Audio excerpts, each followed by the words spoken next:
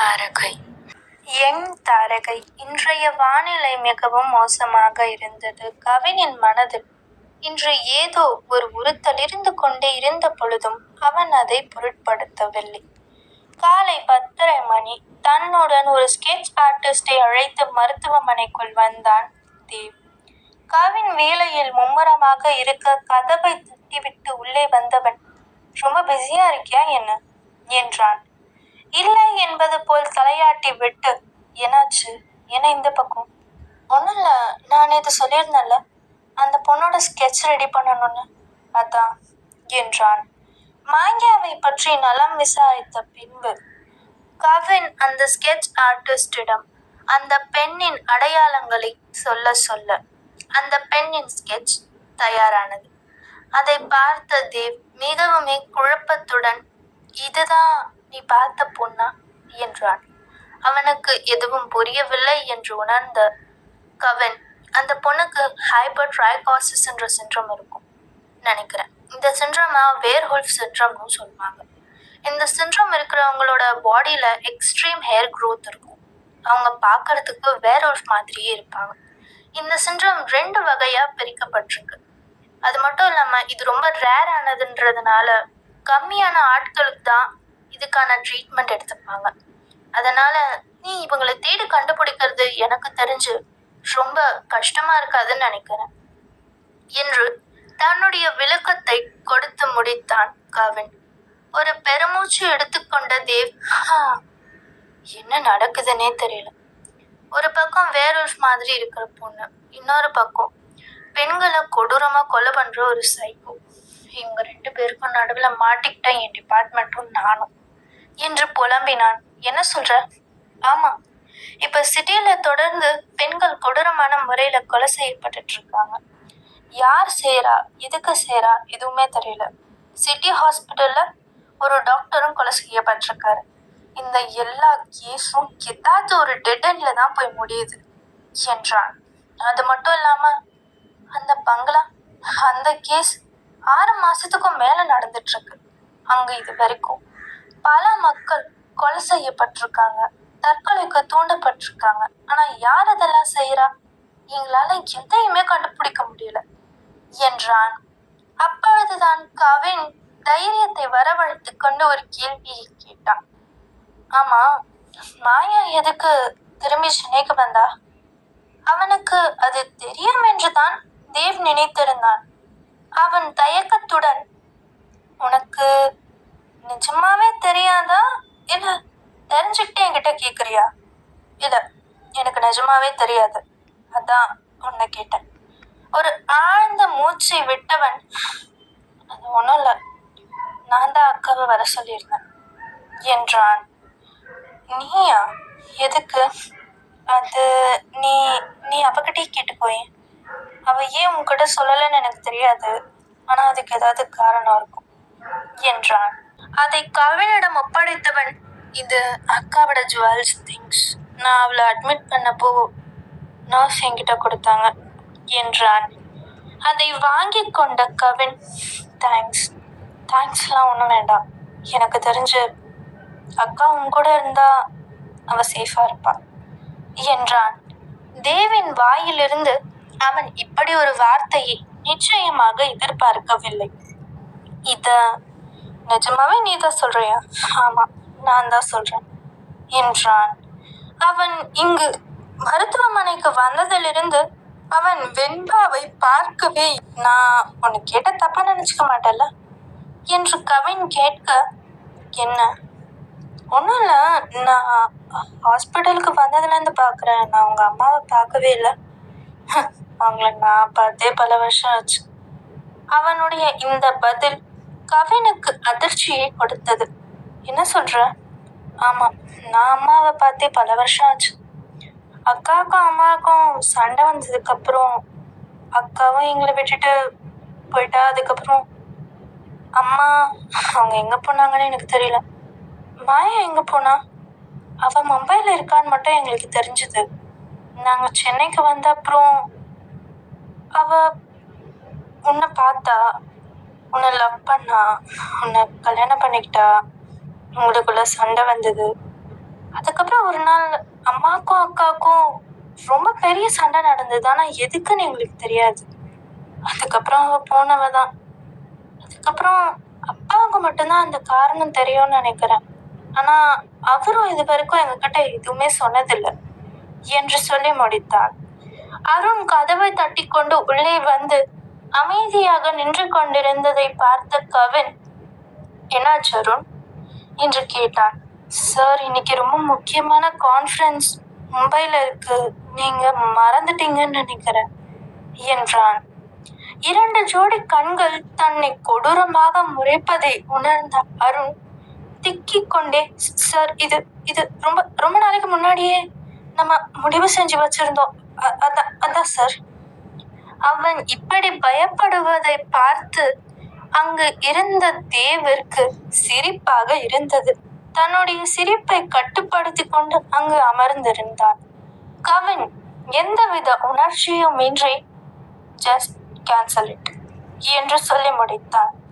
இந்த கூட்டம் கேன்சல் செய்யப்பட்டால் அவர்களுக்கு மிகப்பெரிய நஷ்டம் ஏற்பட நிறைய வாய்ப்பு இருக்கின்றது. அவனுக்கு இதை எப்படி புரிய வைப்பது என்று அவனுக்கு தெரியவில்லை.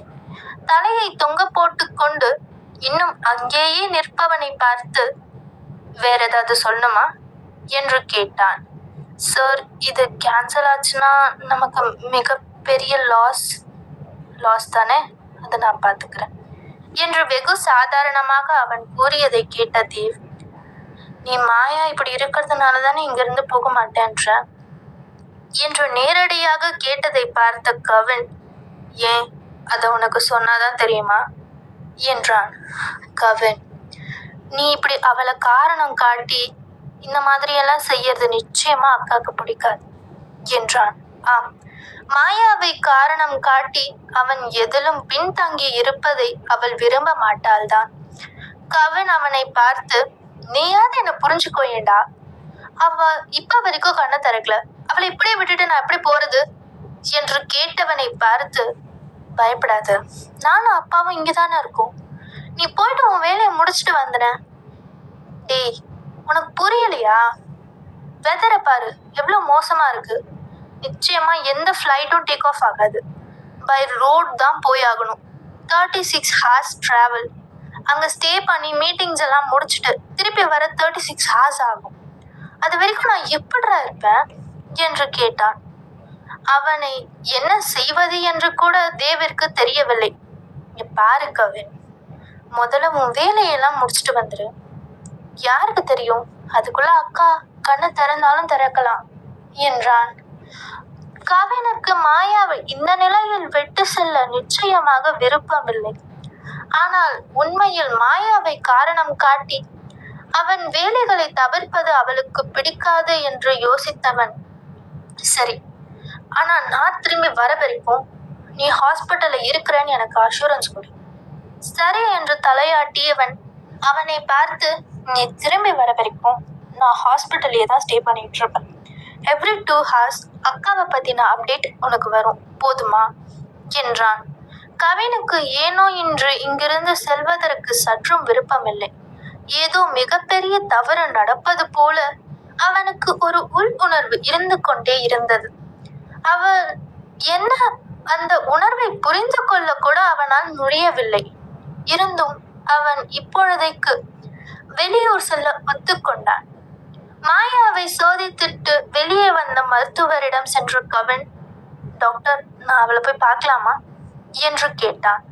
மருத்துவர் சரி என்று தலையசைத்து விட்டு சென்ற பின்பு மாயாவின் அறைக்குள் சென்றான் கவின். அங்கு ஆக்சிஜன் மாஸ்க் வைத்து கொண்டு கண்மூடி படுத்திருந்த தன் மனைவியிடம் சென்றவன், என்னை ஏன் இவ்வளவு வெயிட் பண்ண வைக்கிறேன்னு எனக்கு தெரியவே இல்லை பாப்பா, நான் உன்னை நிறைய கஷ்டப்படுத்திட்டனும், அதனாலதான் இப்ப எனக்கு தண்டனை கொடுக்குறியா? இன்னும் 2 நாள்ல என் பர்த்டே, அதுக்குள்ள தயவு செஞ்சு என்கிட்ட திரும்பி வந்துரு, நீ எனக்கு கொடுக்குற ஒரே கிஃப்ட் அதுதான். தன் பாக்கெட்டில் இருந்து ஒரு ரெட் வெல்வெட் பாக்ஸை எடுத்தவன் அதை திறந்து இதய வடிவில் இருந்த ஒரு லாக்கெட்டை அவள் கழுத்தில் அணிவித்தான்.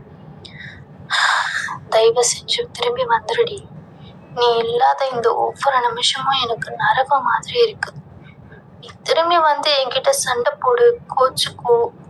ஆனா தயவு செஞ்சு இப்படி படுத்துட்டு இருக்காது ப்ளீஸ் என்று கெஞ்சினான் கவின். அவன் கண்களின் ஓரத்தில் எட்டி பார்த்தது நீர்த்துளி. அவனால் நிச்சயமாக அவன் அளவுக்கு அதிகமாக காதலித்த பெண்ணை இந்த நிலையில் பார்க்க முடியாது.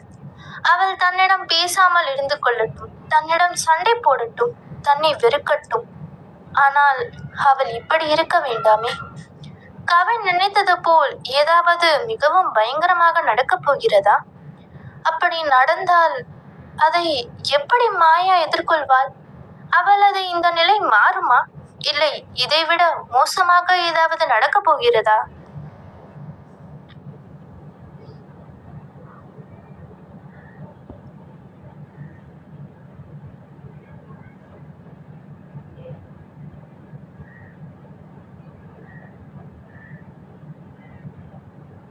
கொண்டாடி இல்லை அதற்கு முக்கியத்துவம் கொடுத்து அவன் பார்த்ததில்லை. அவன் கேட்ட கேள்விக்கு 2 வரிகளில் பதில் மட்டும்தான் இருந்திருக்கு. என் தாரகை மருத்துவமனையை விட்டு செல்லும் கடைசி நிமிடம் வரை கவினின் மனதில் இன்று ஏதோ தவறாக நடக்கப் போகிறது என்ற உணர்வு எழுந்து கொண்டே இருந்தது. ஒருவேளை தான் மாயாவை நினைத்து மிகவும் கவலைப்படுவதால் கூட இப்படிப்பட்ட உணர்வுகள் தனக்கு மீண்டும் மீண்டும் தோன்றுவதாக அவன் நினைத்து கொண்டான். செல்லும் வழியில் தன்னுடைய முக்கியமான அலுவலக வேலைகளை பார்த்து கொண்டு இருந்தவன் அருணிடம், அருண், இந்த கான்ஃபரன்ஸை முடிச்சுட்டு நம்ம எவ்வளோ சீக்கிரம் திரும்பி வரோமோ இவ்வளோ சீக்கிரம் நல்லது. வேற எந்த மீட்டிங்ஸ் டீலிங்ஸ் எதுவும் இருக்கக்கூடாது என்று தீர்க்கமாக சொல்லி முடித்தான். அருண் குழப்பத்துடன், என்ன ஆச்சு சார், நீங்க வழக்கமா வேலைக்கு நடுவுல எந்த விஷயத்தையும் கொண்டு வர மாட்டீங்க, உங்களோட ஃபர்ஸ்ட் ப்ரையாரிட்டி வேலையா மட்டும்தான் இருந்திருக்கு என்றான். அது உண்மைதான்.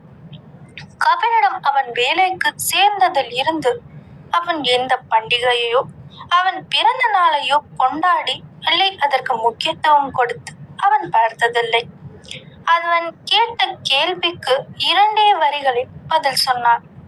ஏன்னா இனிமே எனக்கு ஃபர்ஸ்ட் ப்ரையாரிட்டி வேலை கிடையாது என்று முடித்தான்.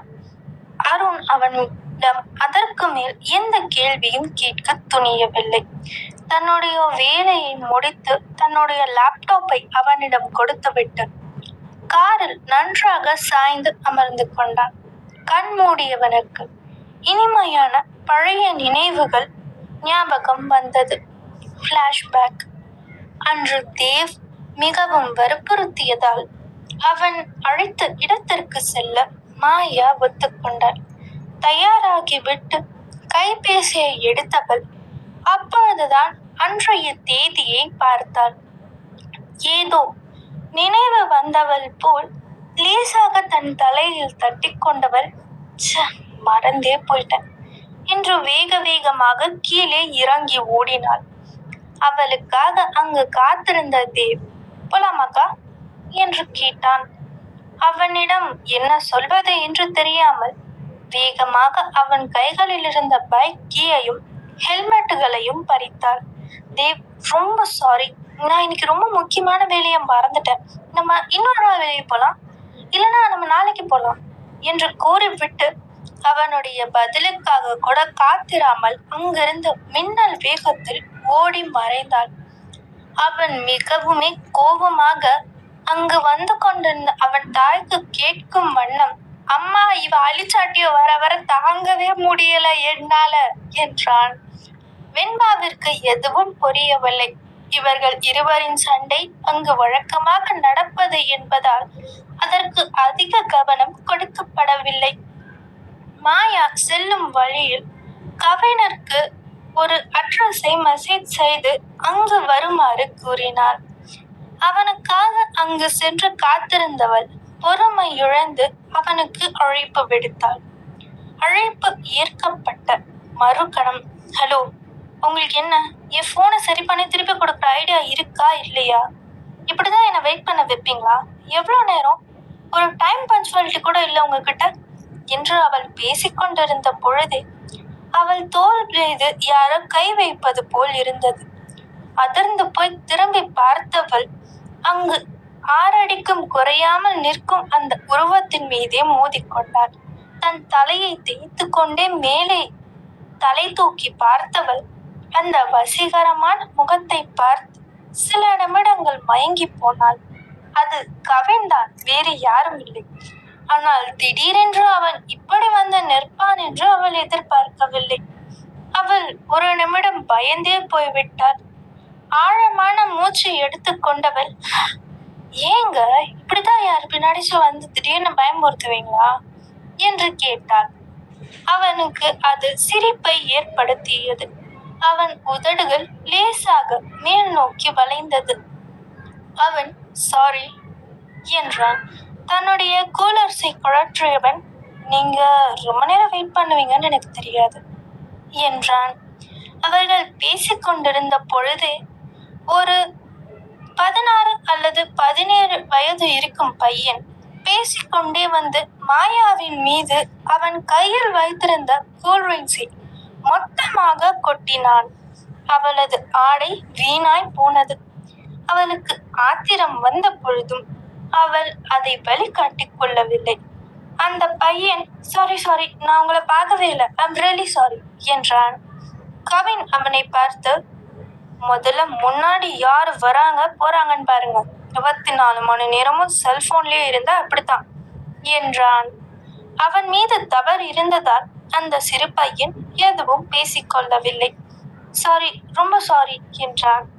மாயா, சரி பரவாயில்ல விடுங்க என்று கூறிவிட்டு அந்த விஷயத்தை அங்கேயே முடித்து வைத்தாள். கவின் அவளை பார்த்து, இருங்க நம்ம ஏதாவது ட்ரெஸ் வாங்கிக்கலாம் என்றான். அங்கு இருந்த ஒரு பணியாளரை அழைத்து அவளுக்கான சரியான உடையை தேர்ந்தெடுத்து எடுத்து வருமாறு கட்டளையிட்டான். அவன் கட்டளைக்கு ஏற்றவாறு சில மணி நிமிடங்களில் அவளுக்கான புதிய ஆடை வந்து சேர்ந்தது. மாயாவிற்கு அது ஆச்சரியமாக இல்லை. ஆம், அவன் அணிந்திருக்கும் ஆடைகள், வாட்ச் மற்றும் அவனது ஷூஸ் அவன் மிகப்பெரிய பணக்காரன் என்பதை சொல்லிவிட்டது. ஆனால் அவன் யார் என்று முழுமையாக மாயாவிற்கு தெரியாது. அந்த ஆடையை வாங்கி சென்றவள் சேஞ்ச் செய்து கொண்டு வந்தாள். அது அவளுக்கு மிகவும் கச்சிதமாக பொருந்தியிருந்தது. அவள் அழகான வெள்ளை மேல் சட்டை, அதற்கு மேட்சிங்கான கருப்பு நீளமான ஸ்கர்ட் அணிந்து வந்தாள். அவள் விரித்து இருந்த தன் கூந்தலை அழகான சைட் பிரெஞ்ச் பிளேட்டில் அழகாக முடிந்து வைத்திருந்தாள். அவளுடைய அந்த மெல்லிய இடையை கச்சிதமாக கவ்வி இருந்தது அந்த பிளாக் ஸ்கர்ட். அந்த பணியால் தெரிந்து செய்தாலோ தெரியாமல் செய்தாலோ, ஆனால் கவின் அணிந்திருந்த ஒயிட் ஷர்ட் மற்றும் பிளாக் பேண்டிற்கு அவள் அணிந்து வந்த ஆடை மிக கச்சிதமாக பொருந்தியது. அது காதலர்கள் அணிந்து கொள்ளும் ஒரே உடை போல் இருந்தது. ஆனால் மாயா அதை வெகு நேரம் கழித்தே உணர்ந்தாள். அப்பொழுது அவளுக்கு திடீரென்று படபடப்பாக இருந்தது. அவளின் இந்த மாற்றத்தை கவனித்த கவின், நீங்க ஓகே தானே என்று கேட்டான். ஆம் என்று தலையசைத்தவள், என்னோட போன் என்றாள். அது வெறும் சாக்குதான். அவனை பார்க்க வர வைக்க வேண்டி அவள் யோசித்த சாக்கு. அவள் கைகளில் ஒரு புதிய போன் பாக்ஸை கொடுத்தவன், சாரி என்னால் உங்க போனை சரி பண்ண முடியல, அது உடைஞ்சு போனது என்னோட தப்பு தான். அவன் திரும்ப திரும்ப மன்னிப்பு கேட்பதை பார்த்தவள், பரவாயில்ல என்றாள். அதை திறந்து பார்த்து விட்டு திரும்பி அவன் கைகளிலே கொடுத்தவள், இல்ல சாரி எனக்கு இது பிடிக்கல என்றாள். அவனுக்கு கோபம் சிறிது எட்டி பார்த்தது. சரி, நீங்களே என் கூட வாங்க, உங்களுக்கு பிடிச்ச போனை நீங்க எடுத்துக்கோங்க, அதுக்கான பில்லை நான் பே பண்றேன். மாயா உடனே மறுத்து, இல்ல நானே புது போன் வாங்கிக்கிறேன் என்றாள். கவின், எனக்கு யாருக்கும் கடனாளியா இருக்கிறது பிடிக்காது. நீங்க என்ன வேணுமோ சொல்லுங்க, நான் அதை வாங்கி கொடுத்துட்றேன். அவன் வாயிலிருந்து இந்த வார்த்தையை எதிர்பார்த்தவள், சரி ஓகே, ஆனா நீங்க எனக்கு போன் வாங்கி கொடுக்க வேணாம், அதுக்கு பதிலா நான் சொல்றத செய்யுங்க, நீங்க என் போனை உடைச்சத நான் மறந்துடுறேன் என்று தந்திரமாக தன்னுடைய வாக்கியத்தை முடித்தார். அவன் கோபத்தில் இருந்ததால் அதை பற்றி யோசிக்காமல் சரி என்று ஒத்துக்கொண்டான். அதை கேட்ட பின்பு மாயாவின் கண்கள் பளிச்சிட்டது. அவள் சிறிது நேரம் யோசிப்பது போல் பாவனா செய்துவிட்டு, இன்னைக்கு நானும் என் ஃப்ரெண்டும் வெளியே போலான்னு ஒரு பெரிய பிளான் போட்டிருந்தோம், ஆனா அவ லாஸ்ட் மினிட்ல வரமாட்டேன்னு சொல்லிட்டா. நீங்க பேசாம என் கூட அந்த இடத்துக்கெல்லாம் வாங்க, நான் உங்களை மன்னிச்சிடுறேன் என்றாள். கவினும் சரி ஓகே, அவன் எதிர்பார்த்தது இதுதானே, சரி என்று அவன் கைகளை பிடித்து இழுத்துச் சென்று அவள் பைக் பார்க் செய்திருந்த இடத்திற்கு அவனை அழைத்து சென்றாள். பைக் கீயை அவனிடம் தூக்கி போட்டவள், பைக் ஓட்ட தெரியும்ல என்று சிறிது நக்கலாக கேட்டதை அவன் புரிந்து கொண்டு, உட்காருங்க தெரியும் என்றான். அவன் பின்னாலேயே வந்த ஆட்களை பார்த்தவள், என்னால இவங்களெல்லாம் கூட கூட்டிட்டு வர முடியாது என்று கூறியதை கேட்டவன், சரி ஓகே. அவன் ஆட்களை வர வேண்டாம் என்று அவன் சைகை செய்தான். அப்பொழுது ஒரு முதியவர் அங்கு வந்தார். சின்னையா, நீங்க இப்படி தனியா போறது நல்லதில்லை. சுப்பிரமணியம். அவன் அந்த நபரை பார்த்து, சுப்பு அங்கிள், எனக்கு என்ன பார்த்துக்க தெரியும் என்றான். ஆனா பெரியவருக்கு தெரிஞ்சா? அவன் பார்த்த ஒரு பார்வைக்கு அவர் அமைதியாகிவிட்டார். சுப்பிரமணியம் அவர்கள் வீட்டில் வெகு காலமாக வேலை செய்து வருகின்றார். இப்பொழுது தொழில் சம்பந்தமான நிறைய விஷயங்களில் அவனுக்கு உதவியாக இருக்கும் நபரும் அவர்தான். அவன் பார்வைக்கு அவர் அமைதியாகிவிட்டார். மாயா அவன் பைக்கை ஸ்டார்ட் செய்யும் வரை காத்திருந்து விட்டு ஏறி அமர்ந்தாள். அவளுக்கு எதை பிடித்துக் கொள்வது என்று தெரியவில்லை. அவள் இப்படியே உட்கார்ந்து கொண்டிருந்தால் நிச்சயமாக கீழே விழுந்து விடுவாள் என்று யோசித்த கவின் அவள் கைகளை பிடித்து தன் இடையை சுற்றி இறுக்கமாக போட்டுக்கொண்டான். நீங்க எங்கேயாவது விழுந்தா அதுக்கும் இப்போ நான் தான் பொறுப்பு என்றான். நான் கொஞ்சம் ஃபாஸ்டா ஓட்டுவேன், பயப்பட மாட்டீங்கல்ல? இல்லை என்று தலையாட்டி விட்டு, எங்க போகணும் சொல்றேன் போங்க என்று அவள் கூறினாள். அவள் கவினை எங்கு அழைத்து செல்கிறாள்? அந்த தேதியை பார்த்த பின்பு மாயாவின் கண்களில் ஏன் அப்படி ஒரு சிரிப்பு இருந்தது? இது ஏதாவது திட்டமா? பார்க்கலாம்.